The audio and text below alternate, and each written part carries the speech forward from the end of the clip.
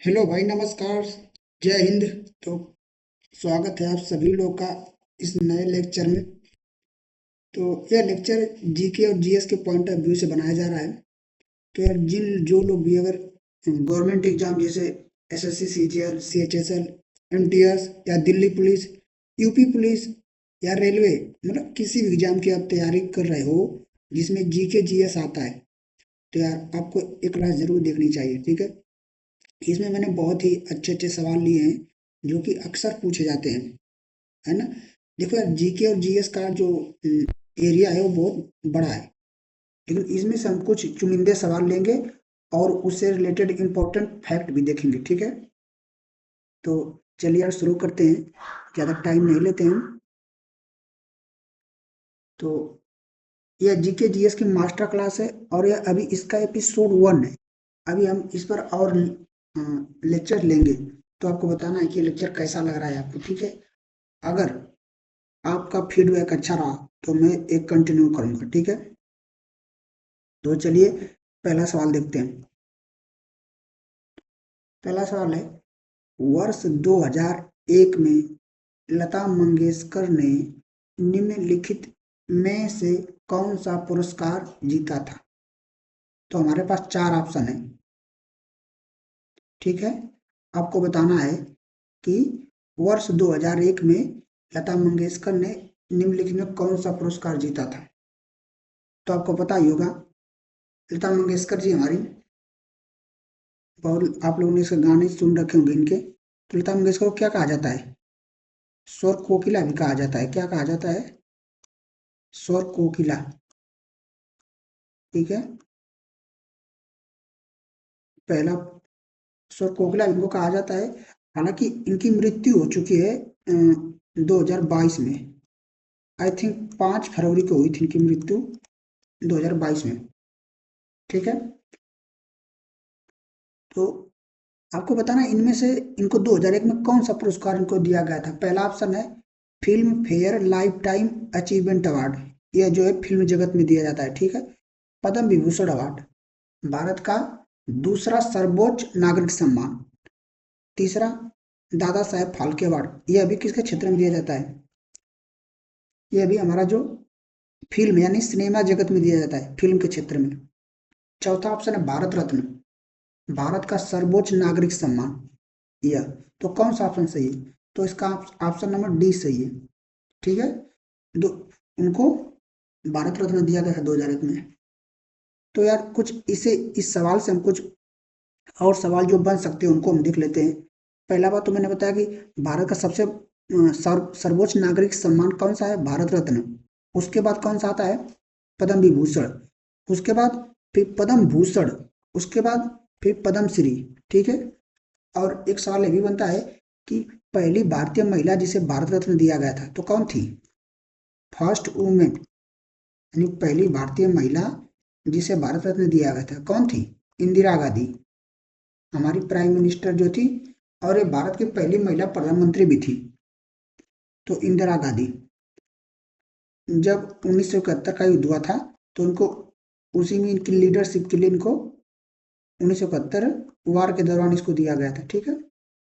1971 का युद्ध कब हुआ था? भारत और पाकिस्तान के बीच बीच में हुआ था, जिसमें बांग्लादेश का निर्माण हुआ। 16 दिसंबर 1971 को हमारा बांग्लादेश बना, इसलिए हम 16 दिसंबर को विजय दिवस मनाते हैं, और बांग्लादेश वाले भी, ठीक है। तो ये आपको याद रखना है।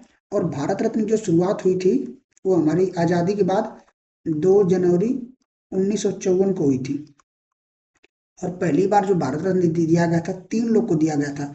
एक हमारे थे डॉक्टर सर्वपल्ली राधाकृष्णन, ठीक है, डॉक्टर सर्वपल्ली राधाकृष्णन। फिर एक हमारे थे सीवी रमन, ठीक है। सीवी रमन जो हमारे फिजिसिस्ट थे, मतलब भौतिकविद, मतलब फिजिक्स के क्षेत्र में इन्होंने एक साइंटिस्ट थे। और एक हमारे थे सी राजगोपालाचारी। इन 3 लोग को दिया गया था पहली बार भारत रत्न। तो सी राजगोपालाचारी के बारे में आप एक बात याद रख सकते हो कि ये जो है स्वतंत्र भारत के प्रथम गवर्नर जनरल थे। और भार पहला क्वेश्चन ये आता है कि स्वतंत्र भारत के प्रथम गवर्नर जनरल कौन थे। ये प्रथम भी थे और अंतिम भी थे। क्यों? क्योंकि भाई इसके बाद गवर्नर जनरल की जो प्रथा थी वो खत्म हो गई, क्योंकि अंग्रेजों से चलती आ रही थी कि गवर्नर जनरल रहेंगे। उसके बाद इसको खत्म कर दिया गया। तो ये सवाल आता है कि स्वतंत्र भारत के प्रथम प्रथम पूछे प्रथम गवर्नर जनरल तो भी सी राजगोपालाचारी, या अंतिम गवर्नर जनरल पूछे तब भी। आई बात समझ में? और भारत रत्न को जो है हमारे राष्ट्रपति साहब, प्रथम राष्ट्रपति डॉक्टर राजेंद्र प्रसाद ने इसको स्थापित किया था कि जो लोग भी कला साहित्य या किसी भी ऐसे क्षेत्र में बहुत ही अद्भुत करेंगे, या मतलब एक्सेप्शनल जो कहते हैं ना कि उन्होंने बहुत ही कमाल कर दिया, तो उन लोग को दिया जाएगा। तो पहली बार डॉक्टर सर्वपल्ली राधाकृष्णन जो कि भारत के पहले उपराष्ट्रपति थे, इनको दिया गया था, और भारत के दूसरे नंबर के राष्ट्रपति भी बने थे। ठीक है। और इन्हीं के उपलक्ष्य में 5 सितंबर को, यानी इनके जन्म दिवस को 5 सितंबर को क्या मनाते हैं? Teacher day. आई पास में। और सीवी रमन को जो हमारा दिया गया था, ये भारत के क्या थे? फिजिसिस्ट थे, यानी साइंटिस्ट। फिजिक्स के क्षेत्र में इन्हें नोबेल पुरस्कार भी मिला था 1930 में। 1930 में इन्हें नोबेल मिला था, नोबेल पुरस्कार फिजिक्स के क्षेत्र में। नोबेल पुरस्कार को टोटल 6 भागों में, 6 क्षेत्रों में दिया जाता है। ठीक है ना? इनको मिला था हमारा नोबेल फिजिक्स के क्षेत्र में, वो भी लाइट स्कैटरिंग के लिए। लाइट स्कैटरिंग जानते हो ना, प्रकाश का प्रकीर्णन। अरे मतलब इन्होंने बताया था कि प्रकाश के प्रकीर्णन के बारे में कि जैसे जो हमारा सूर्य की लाइट जो पानी से टकरा कर जाती है, तो इसीलिए हमारा पानी कैसा दिखता है? नीला दिखता है। ठीक है ना? इनके बारे में इन्होंने बताया था, सीवी रमन। ये बहुत ही इंपॉर्टेंट क्वेश्चन है, आप याद रखना। और बाकी Padma Bhushan, life Filmfare lifetime achievement award, तो यही से इंपॉर्टेंट क्वेश्चन बन सकते थे। अब आगे बढ़ते हैं। ठीक है ना? अगला सवाल आप बताओ, कौन सा अनुच्छेद अनुच्छेद 32 के समान प्रावधान रखता है और रिट जारी करता है? आपको ऑप्शन दिया है अनुच्छेद 227, 228, 225 और 226। तो यह सवाल किसका है? पॉलिटी का है, मतलब राजनीतिक विज्ञान का। तो जो लोग भी पॉलिटी पढ़े होंगे यार, बहुत ही आसान सवाल है। टोटल हमारे संविधान में कितने अनुच्छेद थे? देखो, फिलहाल में टोटल हमारे पास कितने अनुच्छेद हैं? 448। 448 अनुच्छेद। अनुच्छेद को अंग्रेजी में बोलते हैं आर्टिकल। ठीक है। तो टोटल 448 अनुच्छेद वर्तमान में इस समय, लेकिन जब संविधान बना था तो उस समय कितने थे? 395 थे। तो इस बात को भी याद रखना है। तो आपसे पूछ रहा है कि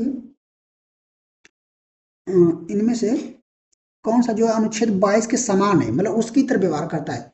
तो यार अनुच्छेद 226 है। मैं बताता हूँ। अनुच्छेद 32 जो है, इसकी यह जो है, जब किसी व्यक्ति की, यानी जैसे कोई व्यक्ति हो, उसके मौलिक अधिकारों की जब उसकी उल्लंघन हो जाए, मतलब देखो हमारे संविधान द्वारा हमें मौलिक अधिकार प्रदान किए गए हैं, जो कि किसी भी व्यक्ति को जीने के लिए बहुत ही आवश्यक है। अगर उसे एक गरिमापूर्ण जीवन जीना है तो उसके लिए हमें संविधान ने क्या प्रदान किया है? मौलिक अधिकार। ठीक है। तो अगर किसी व्यक्ति को मौलिक अधिकार का उल्लंघन हो जाता है, जैसे कोई पुलिस कर देती है या कोई सरकार करती है, तो हम उन बातों को लेकर हम सुप्रीम कोर्ट में जा सकते हैं, यानी सर्वोच्च न्यायालय, जो कि कहाँ है? दिल्ली में। तो इस अनुच्छेद 32 के तहत वही बात कहती है कि अगर कोई व्यक्ति या कोई सरकार या कोई कुछ ऐसा हमारे साथ करता है जिससे हमारे गरिमा पर ठेस पहुंचता है, तो हम उसको अनुच्छेद 32 के तहत जाकर हम अपील कर सकते हैं। किसमें? सुप्रीम कोर्ट में। Supreme court. ठीक है। यशस्वी सुप्रीम कोर्ट। और देखो, और जो अनुच्छेद 200 बोला है कि कौन से इसके समान है अनुच्छेद 32 के, तो यार अनुच्छेद 226 इसके समान है। कैसे? क्योंकि अनुच्छेद 32 जो काम करता है, किसी के मौलिक अधिकारों के उल्लंघन होने पर जो काम करता है, वही काम अनुच्छेद 226 भी करता है। लेकिन इसकी याचिका हम कहाँ लगाते हैं? हाई कोर्ट में। यानी जिस भी स्टेट का कोई व्यक्ति है, उसके हाई कोर्ट में उसको हम याचिका लगाते हैं। ठीक है ना? टोटल भारत में हाई कोर्ट कितने हैं इस समय? टोटल 25 हाई कोर्ट हैं फिलहाल में। आई बात समझ में? तो यार देखो, जब भी मौलिक अधिकारों का उल्लंघन हो जाता है तो सुप्रीम कोर्ट के पास हम जाएंगे। जब देखो, सुप्रीम कोर्ट कौन सा अनुच्छेद के तहत हमारा रिट जारी करता है? रिट मतलब कुछ नियम कानून है, रिट मतलब आगे रिट लिखा है। और यहाँ पर हाई कोर्ट क्या है? 226 के अनुसार जारी करता है, ठीक है। लेकिन हमको ये बात जानना है कि जो सुप्रीम कोर्ट रिट जारी करता है और जो हाई कोर्ट, उसमें से हाई कोर्ट की पावर ज्यादा होती है, ठीक है ना, इस बात को याद रखना है। जनरली आपको लगता होगा कि सुप्रीम कोर्ट की पावर ज्यादा है, लेकिन सुप्रीम कोर्ट केवल इसी मामले में रिट जारी करता है कि किसी मौलिक अधिकार को उल्लंघन होने पर। लेकिन हाई कोर्ट के पास उससे ज्यादा के लिए रिट जारी करने का पावर होता है। और जब भी ऐसा कुछ होता है तो हम 5 रिट जारी करता है कोई भी, उसमें से 5 रिट कौन कौन है? एक होता है बंदी प्रत्यक्षीकरण, हैबियस कॉर्पस बोलते हैं अंग्रेजी में से। दूसरा परमादेश मैंडमस। तीसरा प्रतिषेध यानी प्रोहिबिशन। चौथा उत्प्रेषण यानी सर्टियोररी, ठीक है। चौथा अधिकार परीक्षा, क्यू वारंटो। क्यू वारंटो है, ठीक है, वारंटी नहीं। तो ये 5 रिट होते हैं। एग्जाम में आ सकता है कि कितने रिट होते हैं, तो आप बताओगे 5, ठीक है ना। तो ये हमारा आर्टिकल हो गया किससे, रीट से संबंधित। आपको बात समझ में आई? और एक सवाल और कि मैंने बताया कि मौलिक अधिकारों को उल्लंघन होते हैं, तो हमारे पास कितने टोटल मौलिक अधिकार हैं? टोटल हमारे पास 6 मौलिक अधिकार हैं। बात समझ में आई ना? 6 में से ये 6 मौलिक अधिकार जो हैं अनुच्छेद 12 से 35 के बीच में है। कहाँ से अनुच्छेद 12 से 35? और भाग भाग 3 अनुच्छेद 12 से 35 के बीच में हमारे मौलिक अधिकारों का उल्लंघन है। अरे उल्लेखन है, ठीक है, उल्लंघन नहीं, मतलब उनको लिखा गया है। और जो भाग 3 है, इसे बोला जाता है भारतीय संविधान का मैग्ना कार्टा। इसे क्या बोला जाता है? भारतीय संविधान का मैग्ना कार्टा, ठीक है। ये बात भी याद रखना। भाग 3 को भारतीय संविधान का मैग्ना कार्टा बोला जाता है। और एक बात और कि भारतीय जो हमारे मौलिक अधिकार हैं, इसकी जो प्रेरणा यानी इसको बनाने का, हमारे संविधान में इसको लाने का, ये किस देश से लिया गया है? तो अमेरिका से लिया गया है, यानी यूएसए से, यूनाइटेड स्टेट ऑफ अमेरिका से लिया गया है भारतीय संविधान को क्या करने की, भारतीय संविधान में मौलिक अधिकार को जोड़ने की। तो ऐसा पूछा जाता है कि मौलिक अधिकार को प्रेरणा या मौलिक अधिकार किस देश के संविधान से लिए गए? तो हमारे यूएसए यानी अमेरिका की राइट ऑफ बिल से लिया गया है। अगर आगे पूछे तो उसमें राइट ऑफ बिल जो अमेरिका के संविधान में है वहां से लिया गया है। अभी हाल ही में क्या हुआ है ना कि अमेरिका ने जो वेनेजुएला के राष्ट्रपति को क्या कर लिया, गिरफ्तार कर लिया है। उन्होंने कहा कि इस बात का उन्होंने कहा कि जो वेनेजुएला के राष्ट्रपति हैं, ये हमारे देश में इलीगल तरीके से यानी ड्रग्स भेज रहे थे और हथियारों की तस्करी कर रहे थे। तो इसको देखते हुए उन्होंने कहा कि इससे हमारे सोवरेनिटी को यानी हमारे देश को खतरा था, तो हमने इनको क्या किया, गिरफ्तार कर लिया। हालांकि मामला कुछ दूसरा था, क्योंकि सबको पता है कि वेनेजुएला जो है सबसे ज्यादा क्या है वहाँ पे, सबसे ज्यादा पेट्रोलियम यानी सबसे ज्यादा क्रूड ऑयल वहाँ पे, इसीलिए वहाँ उन्होंने ऐसा किया, ठीक है ना। तो ये बात याद रखना अभी। और एक बात और कि वेनेजुएला की जो मारिया कराना मचाडो है, कौन? मारिया, मैं लिख देता हूं, मारिया करानो मचाडो, ठीक है। इनको नोबेल पीस प्राइज मिला है 2025 का, 2025 का नोबेल पीस प्राइज मिला है। ये कहाँ के हैं? ये भाई वेनेजुएला की है, ठीक है। और आपको एक बात और बता दें, वेनेजुएला की राजधानी कहाँ है? कराकस, कराकस, ठीक है। अंग्रेजी में लिखना चाहो तो लिख लो कराकस, ठीक है। और इसकी करेंसी क्या है वेनेजुएला की? वेनेजुएलियन बोलीवर यानी वेनेजुएलियन बोलीवर, ठीक है। तो इतना बात आपको याद रखना है। हालांकि ये करंट का मामला होगा, करंट अफेयर से, फिर भी मैंने बता दिया क्योंकि अब काफी चर्चा में है। आगे बोल रहा है,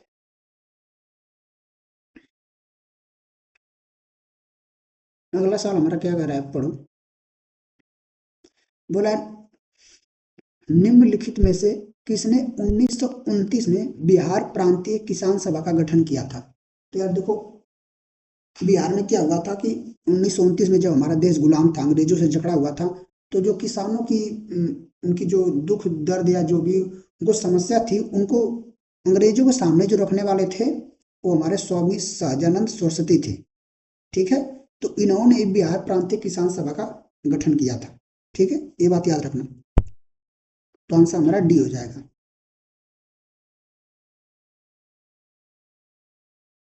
अब अगला सवाल, 1867 में मुंबई में प्रार्थना समाज की स्थापना किसने की? तो आपको पता है प्रार्थना समाज मुंबई में स्थापित हुआ था किस सन में? 1867 में। तो ऑप्शन है किसने की? तो पहला ऑप्शन है आत्माराम पांडुरंग, दूसरा गोपाल कृष्ण गोखले, तीसरा श्री राम वाजपेयी, चौथा राजा राम मोहन राय। ठीक है, तो आप इसका आंसर हो जाएगा हमारा ए वाला, यानी आत्माराम पांडुरंग। एक बात और याद रखना कि प्रार्थना समाज की स्थापना तो इन्होंने किया था, लेकिन एक इसके मुख्य सदस्य थे जो सबसे ज्यादा इंटेलेक्चुअल थे। ठीक है, उनका नाम भी पूछता है कभी कभी कि प्रार्थना समाज के सबसे मुख्य सदस्य कौन थे? तो महात्मा गोविंद रनाडे, यानी एम जी रनाडे। ठीक है, तो इसको भी याद रखना, रनाडे। ठीक है, एम जी रनाडे। और गोपाल कृष्ण गोखले से तो एक बात याद आती है कि ये गांधी जी के राजनीतिक गुरु थे, और सर्वेंट इन्होंने क्या करे था? Servants of servant servants servants servants of India society, servants of Indian society. ठीक है, इंडियन सोसाइटी की स्थापना की थी किसने? गोपाल कृष्ण गोखले ने। कहाँ पर की थी भाई? पुणे में। कहाँ पर? पुणे में। पुणे कहाँ पर था? महाराष्ट्र में। ठीक है, तो सर्वेंट्स ऑफ इंडियन सोसाइटी की स्थापना किसने की थी? गोपाल कृष्ण गोखले ने, और गांधी जी के राजनीतिक गुरु भी हैं। और कब की थी स्थापना? 1905 में। 1905 सुनकर और एक बात तुमको याद आनी चाहिए कि 1905 में बंगाल का विभाजन हुआ था। किसके द्वारा?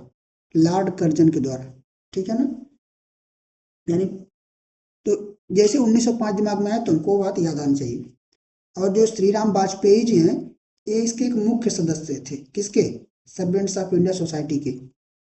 अगला हमारा है राजा राम मोहन राय। तो यार इनको तो मतलब कौन नहीं जानता, इन्होंने किसकी स्थापना की थी? ब्रह्म समाज की। ब्रह्म समाज की स्थापना की थी। ठीक है, ब्रह्म समाज की स्थापना इन्होंने की थी बंगाल में। ठीक है, क्योंकि बंगाल से थे, तो वहां पे जो भी कुरीतियां थी, जैसे दलितों को दबाया जाना। ठीक है, और बाल विवाह बाल विवाह और सती प्रथा, इनके विरुद्ध इन्होंने आवाज उठाई थी। तो इसकी स्थापना किसने की थी? ब्रह्म समाज की स्थापना राजा राम मोहन राय ने कब की थी? 1828 में। और 1829 में सती प्रथा का अंत हो गया। एक सवाल आता है, मतलब एग्जाम में अक्सर पूछा जाता है कि सती प्रथा का अंत कब हुआ? 1829 में। किसके द्वारा? राजा राम मोहन राय द्वारा। ठीक है, उनके प्रयासों द्वारा हुआ। हालांकि उसमें एक और सवाल भी आता है कि यह किसके शासनकाल में हुआ था, या किसके जो हमारे गवर्नर जनरल थे, तो लॉर्ड विलियम बेंटिंग के शासनकाल में हुआ था। ठीक है ना, किसके शासनकाल में? लॉर्ड विलियम बेंटिंग के काल में। जो सती प्रथा होती थी कि पहले यदि किसी महिला का यदि पति मर जाए, कोई औरत जो शादीशुदा है उसका पति मर जाए, तो साथ में उसे भी जला दिया जाता था। ठीक है, इसे सती प्रथा बोलते थे। तो इस प्रथा को अंत करने में हमारे राजा राम मोहन राय जी का बहुत बड़ा योगदान है। और बाल विवाह, यानी पहले लड़कियों या लड़कों का विवाह बहुत ही कम उम्र में कर दिया जाता था, जैसे 8 साल उम्र में, 9 साल। तो इसको भी खत्म करने में इनका बहुत बड़ा योगदान है। तो ये बात इनके बारे में हमको पता होनी चाहिए। और एक बात और, राजा राम मोहन राय को फादर ऑफ मॉडर्न इंडिया कहा जाता है। क्या कहा जाता है? Father of modern India. ये लोग क्या थे? ये जितने ऊपर नाम दिख रहे हैं, ये क्या थे? समाज सुधारक थे। ठीक है, रिफॉर्मर है, यानी भारत को बदलने की कोशिश की। जो भी भारत में कुरीतियां थी कि दलितों के प्रति भेदभाव, छुआछूत, जैसे अगर कोई नल का पानी अगर कोई दलित छू दे तो उसे नहीं पीने दिया जाता था। ठीक है, ये सब जो पहले कुरीतियां विद्यमान थी, यानी अगर कोई किसी छोटे लड़के की बहुत ही कम उम्र में शादी कर देना, ये सब विद्यमान थी। उन कुरीतियों को दूर करने के लिए हमारे इन लोगों ने प्रयास किया। तो father of modern modern India किसे कहा जाता है? राजा राम मोहन राय को, यानी आधुनिक भारत का निर्माता। हिंदी में बोल देंगे आधुनिक भारत का निर्माता। ठीक है ना, अब आगे बढ़ते हैं हम अपने नेक्स्ट सवाल की तरफ। यार जो मैं बातें बता रहा हूँ ना, ये सब सवाल बने हुए हैं। ठीक है, और ये पूछा जाते हैं अक्सर। अगला सवाल देखो, बोल रहा है किसने नील दर्पण नाटक लिखा है? नील दर्पण नाटक किसने लिखा है? ऑप्शन आपको दिए गए, मोतीलाल नेहरू, चित्तरंजन दास, दीनबंधु मित्र, सरोजिनी नायडू। तो यार दीन बंधु जो नाटक है, दीन नील दर्पण नाटक है, इसको लिखा है दीन बंधु मित्र ने। किसने? दीन बंधु मित्र। इसमें क्या है ना कि जो हमारे किसान भाई लोग थे, जब अंग्रेजी हुकूमत थी या अंग्रेजी शासन, तो उसमें क्या होता था कि जो अंग्रेज गवर्नर जनरल या जो अंग्रेज यहाँ थे, वो किसानों से जबरदस्ती नील की खेती करवाते थे। किसकी? नील की खेती। नील की खेती में क्या होता है ना कि जब आप नील की खेती करते हैं तो जमीन बहुत ही जल्दी बंजर हो जाती है और कई सालों तक उस पर कोई और फसल नहीं उगती। तो नील की खेती में क्या होता था कि अंग्रेजों को फायदा होता था, तो वो किसान भाइयों से करवाते थे, और इसके बदले में क्या होता था, किसानों का नुकसान होता था भाई, क्योंकि वो और फसल नहीं उगा पाते थे कई सालों तक। तो ये जो किसानों द्वारा सहे गए जो भी अंग्रेजों द्वारा किए गए किसानों पर अत्याचार है, उनके बारे में इसमें लिखा गया है नील दर्पण में। किसने लिखा है? दीन बंधु मित्र ने। ठीक है। तो और इसके आगे चलकर जो हमारी नील क्रांति हो गई, नील विद्रोह, ठीक है, कब? जो आगे चलकर हमारा नील विद्रोह हुआ था बंगाल में 1859 में, 1859 में। ठीक है। उसके बारे में ये चीजें लिखी गई नील दर्पण में। और आगे चलकर 1917 में चंपारण सत्याग्रह हुआ, जो कि गांधी जी द्वारा शुरू किया गया था। इसमें भी वही कहानी है कि किसानों को जबरदस्ती नील की खेती करवा रहे थे अंग्रेज। ठीक है ना? क्योंकि भाई किसान लोग, उनको पता नहीं था कि इससे जमीन बंजर हो जाती है, तो इसी का फायदा उठाकर वो लोग क्या कर रहे थे? खेती करवा रहे थे। लेकिन जब उनको ऐसा लगा कि हमारी जमीन ऐसी हो रही है, तो फिर वो लोग मनमानी कर रहे थे अंग्रेज। तो इसी को लेकर नील विद्रोह हुआ था और चंपारण सत्याग्रह। ठीक है। तो 1917 में क्या होता? चंपारण सत्याग्रह। और एक बात और याद रख लेना है कि 1919 में क्या हुआ था? जलियांवाला बाग हत्याकांड। कहाँ पे? अमृतसर में। ठीक है। अमृतसर यानी पंजाब में जलियांवाला बाग हत्याकांड हुआ था। ठीक है। जनरल डायर ने गोली चलवा दी थी। आपने पिक्चर भी देखी होगी, सरदार उधम सिंह। ठीक है। 1919 में क्या हुआ था? जलियांवाला बाग हत्याकांड। और और आगे बढ़ते हैं। अगला सवाल, इसमें देखो दो तीन ऑप्शन दिए हैं, उसको बारे में पढ़ लेते हैं। एक हमारा ऑप्शन है पहला, मोतीलाल नेहरू। तो मोतीलाल नेहरू कौन थे? जवाहरलाल नेहरू जो हमारे भारत के प्रथम प्रधानमंत्री थे, उनके पिताजी थे। मोतीलाल नेहरू और चितरंजन दास ने मिलकर किसकी स्थापना की थी? स्वराज पार्टी की। ठीक है। चितरंजन दास को बोला जाता है देश बंधु। चितरंजन दास को क्या बोला जाता है? देश बंधु, यानी देश के मित्र। बंधु मत देखो, देश मतलब समझ आ गया तुमको, और बंधु मतलब क्या होता है? तो ये सवाल आता है भाई कि देश बंधु किसे कहा जाता है, यानी देश बंधु को उपाधि किसे दी गई है? तो किसे दी गई है? चितरंजन दास को। देश बंधु का मतलब कि फ्रेंड ऑफ नेशन, यानी देश के दोस्त, जैसे देश के मित्र, तो फ्रेंड ऑफ नेशन। ठीक है ना? किसे कहा जाता है? देश बंधु को। और एक टाइटल और आती है दीन बंधु। देखिए, ये तो नाम है इनका दीन बंधु मित्र, लेकिन एक दीन बंधु टाइटल होती है। देखो, बंधु का मतलब तो मित्र या दोस्त होता है, दीन का मतलब होता है गरीब।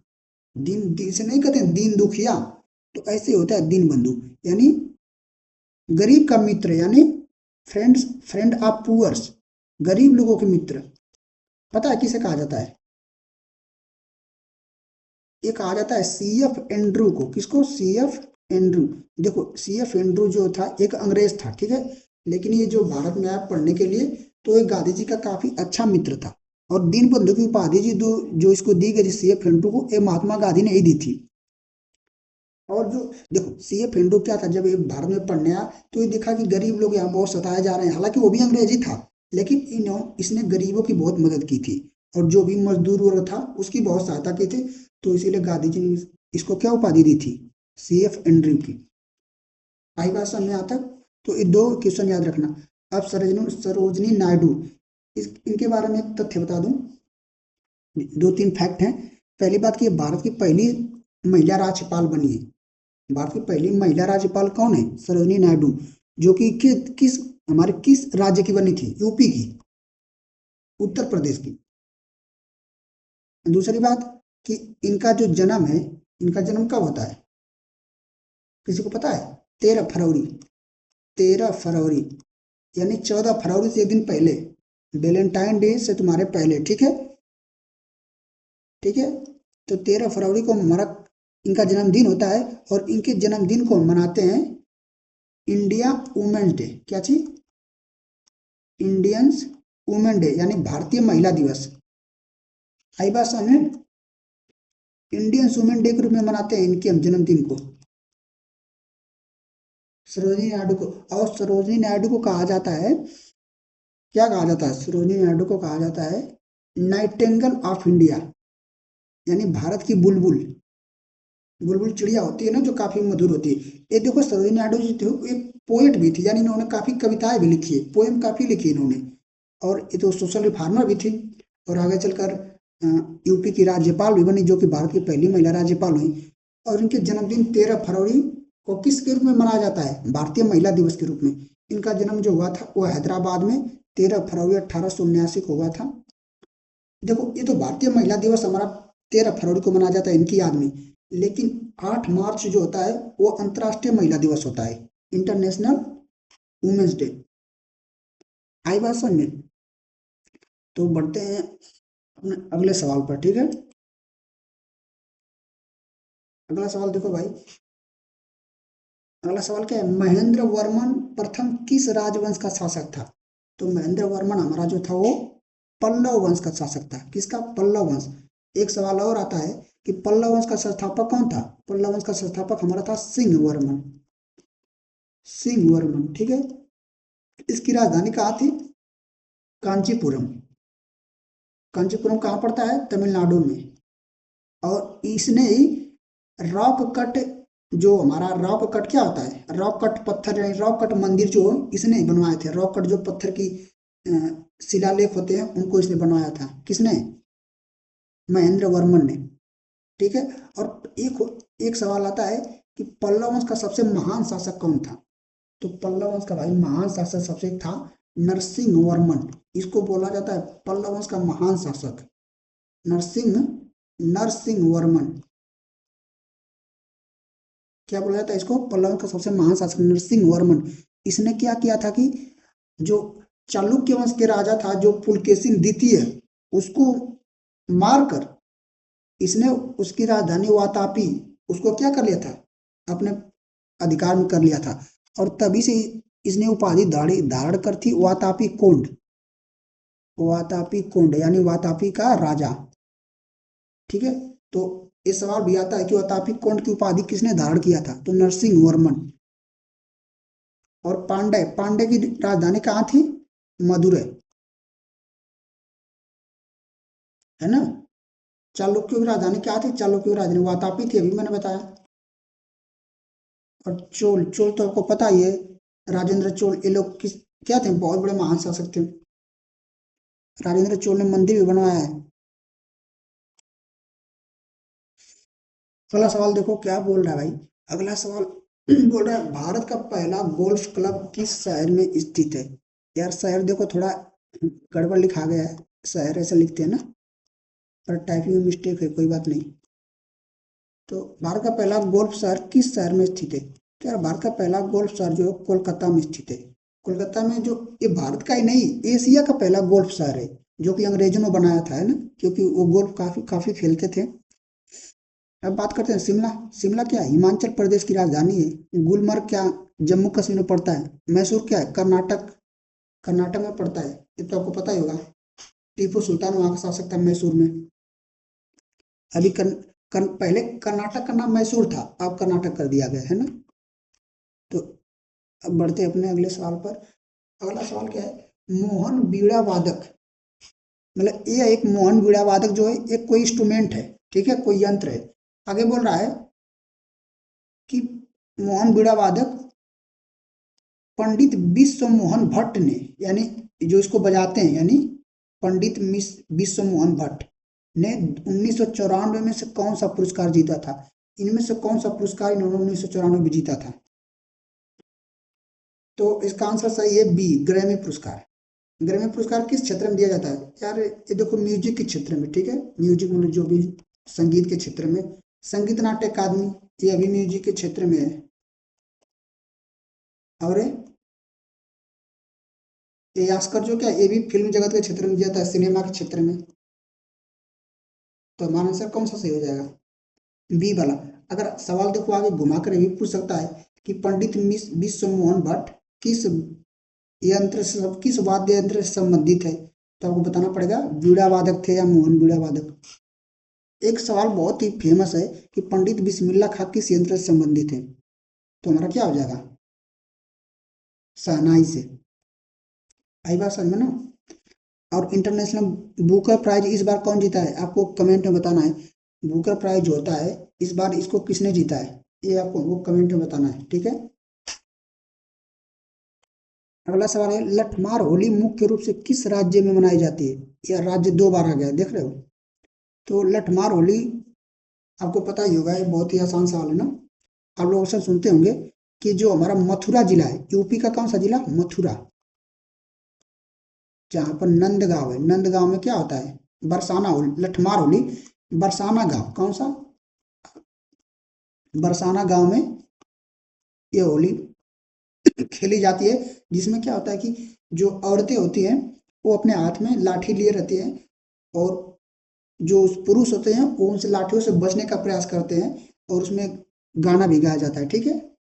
तो ये हमारा कहाँ मनाया जाता है? यूपी के मथुरा जिले के बरसाना गांव में, यानी ऑप्शन बी, उत्तर प्रदेश। अभी हाल ही में एक तुमको न्यूज बता देता हूँ, करंट अफेयर का सवाल, कि अभी जो यूपी है यानी उत्तर प्रदेश गवर्नमेंट, हमारी सरकार, उत्तर प्रदेश सरकार ने जो प्रेयर होता है ना सुबह सुबह, जब लड़के गवर्नमेंट स्कूल में, क्या किसी भी स्कूल में प्रेयर होता है, लेकिन ये जो लागू हुआ है यह केवल सरकारी स्कूलों में हुआ है। तो सरकारी स्कूलों में क्या हुआ कि जब सुबह सुबह प्रेयर होती है, तो उस प्रेयर के 10 मिनट के दौरान उस प्रेयर में सभी लोग को अखबार पढ़ना जरूरी किया गया है। किसमें? उत्तर प्रदेश में। उत्तर प्रदेश सरकार ने यह नियम लागू किया है कि जब भी सुबह की मॉर्निंग असेंबली होगी, मतलब प्रार्थना के लिए इकट्ठे होंगे, तो उसमें क्या होगा? अखबार पढ़ना जरूरी किया गया है। और इसी बात को देखते हुए राजस्थान सरकार ने भी यही सेम नियम अप्लाई किया है, लेकिन पहली बार किसने किया? उत्तर प्रदेश ने, ठीक है ना। उड़ीसा। उड़ीसा सुनकर आपको याद आना चाहिए कि भारत की सबसे बड़ी खारे पानी की झील कौन झील? चिल्का झील कहाँ स्थित है? उड़ीसा में, ठीक है, चिल्का झील, ठीक है ना। और उड़ीसा की राजधानी कहाँ है? भुवनेश्वर। आई बात समझ में भाई? तो और देखो, राजस्थान से एक बात और याद आना चाहिए, राजस्थान भारत का सबसे बड़ा राज्य है क्षेत्रफल के आधार पर, ठीक है। और उत्तर प्रदेश को क्या सुनना चाहिए? उत्तर प्रदेश जो भारत का सबसे बड़ा राज्य है जनसंख्या के आधार पर, यानी जनसंख्या के मामले में यूपी सबसे आगे है, और क्षेत्रफल के आधार पर राजस्थान, जहाँ पर थार का रेगिस्तान भी पाया जाता है। मध्य प्रदेश, मध्य प्रदेश का सीन क्या है? मध्य प्रदेश को टाइगर स्टेट कहते हैं, क्या कहते हैं? Tiger state. टाइगर स्टेट यानी यहाँ पर सबसे ज्यादा बाघ पाए जाते हैं। और एक बार और कि अभी हाल ही में क्या हुआ है, इसी जस्ट कुछ दिन हुए हैं, तो बाघों की जनगणना हुई, तो उसमें सबसे ज्यादा बाघों की जो मृत्यु दर दर्ज की गई थी, यानी सबसे ज्यादा बाघ की जो मृत्यु हुई थी, वो अभी मध्य प्रदेश में ही दर्ज की गई है। टोटल भारत में 155 बाघ मरे हुए हैं, ठीक है, मतलब इनकी मृत्यु हुई, लेकिन अकेले 66 बाघ जो है, काम इनकी मृत्यु कहाँ हुई? एमपी में, ठीक है। तो टाइगर स्टेट। और मध्य प्रदेश से एक बात और याद, कि मध्य प्रदेश जो है वो तिलहन, यानी तिलहन, दलहन, सोया, चना, यानी दाल के उत्पादन में सबसे आगे है, टॉप पर है भारत में। और यूपी किसके उत्पादन में सबसे आगे है? दूध के, दूध में सबसे आगे यूपी, ठीक है, दूध उत्पादन में। आ रही बात समझ में? तो चलिए आगे बढ़ते हैं अब अगले सवाल पर। बस जितना बात मैं बता रहा हूँ उतना कम से कम याद रख लो, ठीक है।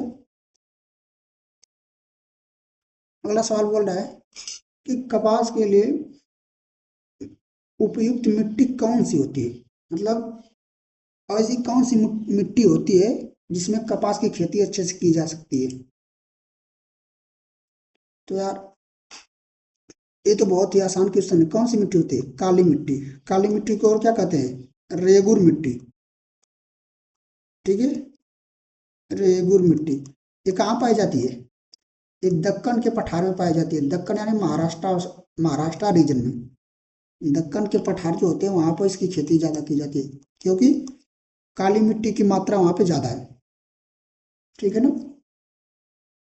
और पर्वतीय मिट्टी में तो तुमको पता है चाय की खेती की जाती है, ठीक है, चाय की खेती। और चाय की खेती में सबसे प्रथम स्थान कौन रखता है, यानी सर्वाधिक उत्पादन के स्थान में चाय के चाय का सर्वाधिक उत्पादन कौन सा राज्य करता है, असम, ठीक है। और कॉफी का सर्वाधिक उत्पादन कर्नाटक, ठीक है। ये दो बात आपको याद होना चाहिए। बढ़ते अपने अगले सवाल पर। अगला सवाल क्या बोल रहा है, दालों का सबसे बड़ा उत्पादक राज्य कौन सा है। अभी मैं तुमको बताया कि दालों का सबसे बड़ा उत्पादक राज्य कौन सा है, मध्य प्रदेश। जितने भी हमारे दाल वाले सिस्टम, जैसे अरहर का दाल, चने का दाल, सोयाबीन, इस सब का उत्पादन मध्य प्रदेश टॉप पर है, ठीक है।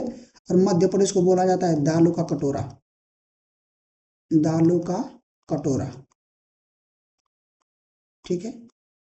और एक सवाल और, अभी हाल ही में क्या हुआ ना कि जो हमारा भारत है ये चावल के उत्पादक में सबसे टॉप पर है, यानी पूरे विश्व में चावल का सबसे अधिक उत्पादन कौन कर रहा है इसमें, भारत। इससे पहले क्या हो रहा था कि चीन जो था, चाइना, वहां पर चावल का सबसे ज्यादा उत्पादन हो रहा था, लेकिन चाइना को पीछे छोड़कर हमारे भारत में अब चावल सबसे अधिक उत्पादन हो रहा है, ठीक है ना। और एक बात और कि मखाना के उत्पादन में, मखाना जो होता है, मखाना, मखाना लावा जानते हो ना, इसके भी उत्पादन में हमारा जो भारत है वो क्या है, टॉप पर है। चावल और मखाना किसके टॉप पर है, कौन, भारत। और भारत में भी अगर पूछ जाए कि मखाना सबसे ज्यादा कहाँ पर होता है, तो बिहार में। कहाँ पर, बिहार में। और भारत में चावल सबसे ज्यादा किस राज्य में होता है, पश्चिम बंगाल, यानी बंगाल, ठीक। इतना बात आपको याद होना चाहिए। तो इन, और हाँ, दूध के उत्पादन में, दूध के उत्पादन में भारत भी टॉप पर है, कौन, भारत। लेकिन भारत में भी दूध सबसे ज्यादा उत्पादन कहाँ होता है, उत्तर प्रदेश, यूपी में, ठीक है ना। इतना बात आपको पता होना चाहिए। अब चलते हैं अगले साल में। भाई देखो, जो जो बातें अभी, ये सब जो अभी करंट वाली बात है कि जो अभी एक हाल ही में रिपोर्ट आई है कि जो चावल का सबसे ज्यादा उत्पादन है वो भारत में हो रहा है, ठीक है। तो ये बात आप याद रखना, क्योंकि ये करंट अफेयर्स में पूछ सकता है। बोला भारत में प्रोजेक्ट टाइगर कब शुरू किया गया था, बहुत ही अच्छा सवाल है। तो यार, प्रोजेक्ट टाइगर कब शुरू किया गया था, 1 अप्रैल 1973। 1 अप्रैल 1973 क्या शुरू किया था, प्रोजेक्ट टाइगर। तो आंसर कौन से हो जाएगा, तीसरा वाला। और देखो, अभी क्या हुआ ना कि 2023 में प्रोजेक्ट टाइगर को 50 साल पूरे हो गए। तो भारत सरकार ने एक समिति शुरू की है, big cat alliance international big cat alliance. इसने क्या समिति शुरू की है, जिसमें बहुत सारे देश जुड़े हैं, ठीक है। अभी इसका 19वां सदस्य, हाल ही में इसका 19वां सदस्य रूस बना है, कौन, रूस। तो ये आपको याद रखना है कि 2023 में जब 50 साल पूरे हो गए थे प्रोजेक्ट टाइगर को, तो हमारा इंटरनेशनल बिग कैट अलायंस समिति शुरू की गई थी भारत द्वारा, जिसका 19वां सदस्य भी रूस बना है।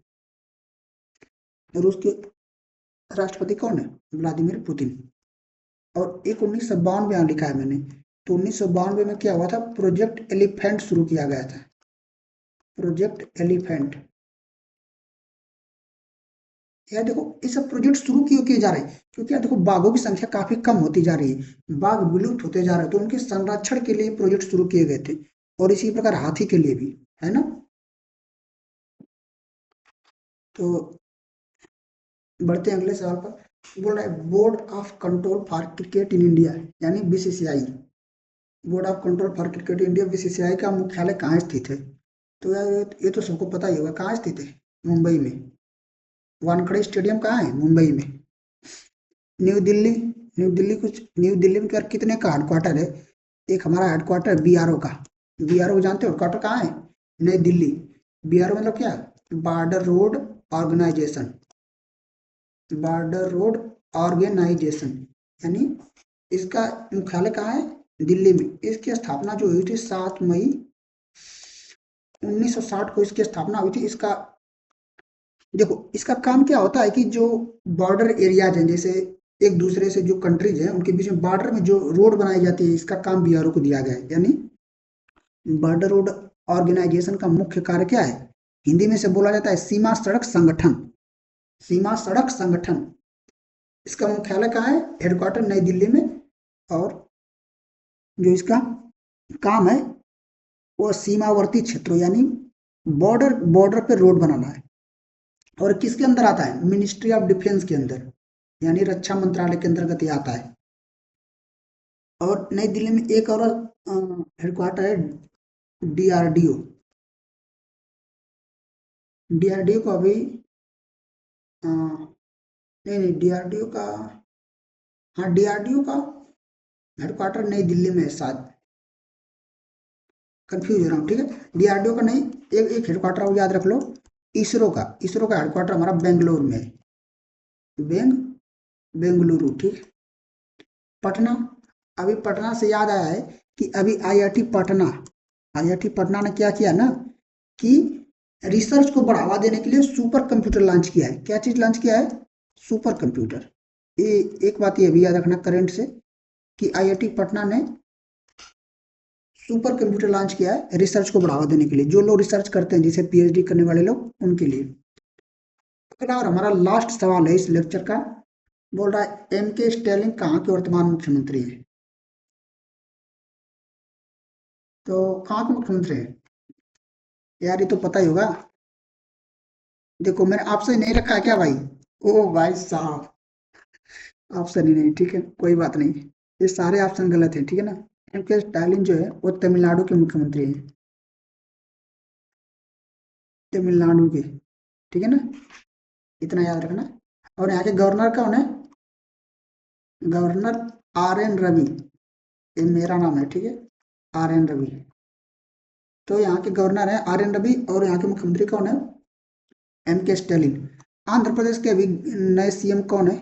N Chandrababu Naidu, N Chandrababu Naidu. और गोवा के मुख्यमंत्री कौन है? प्रमोद सावंत, प्रमोद सावंत, सावंत क्या लिखा जाए, सावंत, ठीक है, प्रमोद सावंत। असम के सीएम कौन है? हेमंत बिश्व शर्मा, ये तो आपको पता ही होना चाहिए, हेमंत बिश्व शर्मा। और एक बात और बता दूं, गोवा, गोवा जो क्या है, भारत का सबसे छोटा राज्य है। इसमें टोटल 2 जिले थे अभी तक, गोवा में टोटल 2 जिले थे, लेकिन अभी इसका एक नया जिला बना है, कुसावती। ये बात आप याद रख लेना, कुसावती, इसका नया जिला बना है, कौन? कुसावती। आई बात समझ में? तो गोवा में अभी तक टोटल 2 जिले थे, और कुसावती इसका नया जिला बना है। और हाल ही में एक और बात, जिला से बात याद आई, तो हरियाणा का 23वां जिला बना है, कौन? हरियाणा का, हरियाणा जो इसका 23वां जिला बना है, कौन? हांसी, हांसी, ठीक है, 23वां जिला, ये भी आप याद रखना, ठीक है ना। तो इतनी बात आप याद रख सकते हो जितनी मैंने बताई। देखो ये तो सवाल है, इसके एक्स्ट्रा जो मैं बता रहा हूँ उसको आप लिख सकते हो कहीं कॉपी में। तो यार बस यार इतने ही सवाल थे आज मैंने जो लिए थे, तो बस यहीं तक रहने देते हैं।